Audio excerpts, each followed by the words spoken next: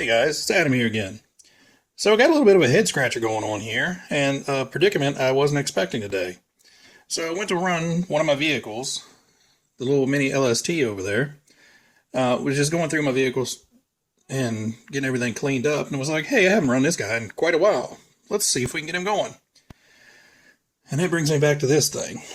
So if you guys aren't familiar, this is one of the old school, big old antenna radios that we had in the years past before everything went to the digitalized 2.4 gig stuff that everybody is running now.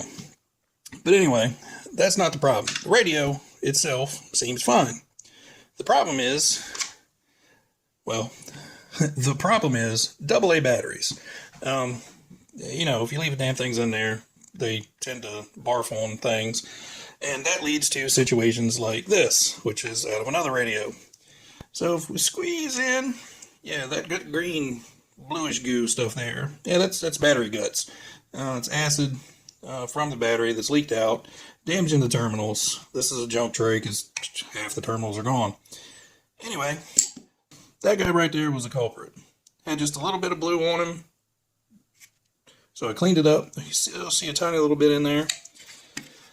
And I ended up having to take the whole tray out, which means you got to split the radio. So, radio has been split.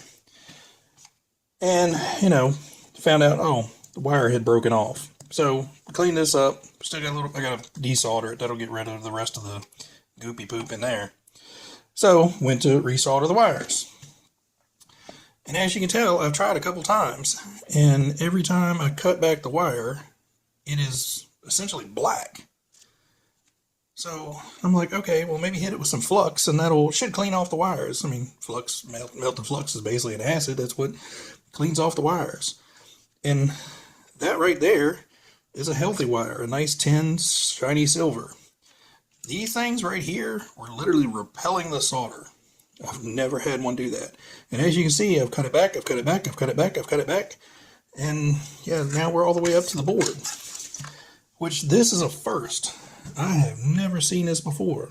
I'm hoping I can save this radio. So this is the negative and this is the positive. And you can see all this funk in here. Evidently, that wire has been acting like a little sippy straw for this thing for the last, year or two. While one of those damn Energizers, or Duracell, I don't remember what was in here. One of those stinking old AA batteries was sitting there puking its guts. And evidently getting siphoned all the way up to the board. So what we're going to do is we're going to try to solder on some new leads. And, I'm going to do the responsible thing. And I think the only thing I have is black wire. So, black positive, black negative. That should be easy to remember. So I'm going to fire up Mr.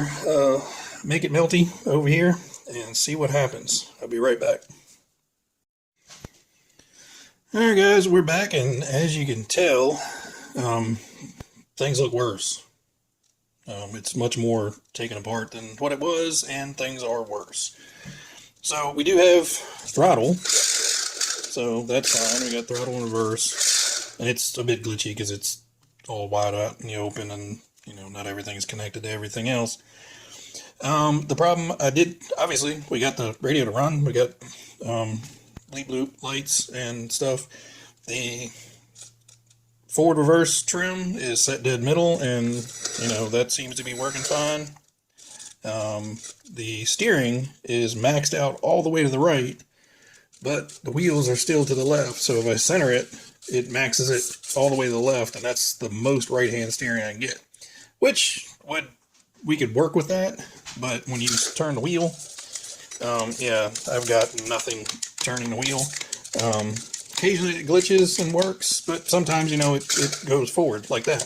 So, whatever sippy straw effect that had on that board has evidently damaged something on here. I tried, sorry about the shakiness, trying to do things three-handed and half-brained.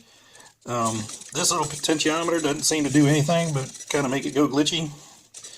This is the basically throttle input. You can basically set it to a min-max to slow it down and control the throttle curve a little bit better. Otherwise, we've got some resistors and capacitors and doodads in here. I don't see any of those damaged, and they all look clean. So I'm assuming it has either wrecked a trace or something on this board. I don't know. Yeah, this one's got my head scratching, so I think we're gonna... Alright, let me shut you up. So thankfully, this is speed control and receiver separate. So I think we're just gonna ditch that and get a new receiver. Something modernized to go with Spectrum radio. So I think swapping out this guy is our next adventure, and see if that works. Nothing in this should be wrong. Batteries weren't stored in that. Lesson of today's video: to keep your car running, sometimes you have to pay attention to the controller. So if you're running AA batteries in your cars, and you're not running your cars all the time to drain out the batteries, please remove your batteries so your trays don't end up looking like this. And next thing you know, you're knee deep and this thing don't work, and spend 3 hours tinkering and twiddling and, hacking wires and all that to end up with, this thing don't work. So I'm going to end it here. If you guys have any ideas, or you guys have ever run into this before, which I hope not, and I doubt, but, yeah, what the, I don't even know. It's dead. New receiver. All right, guys, I'll catch you later.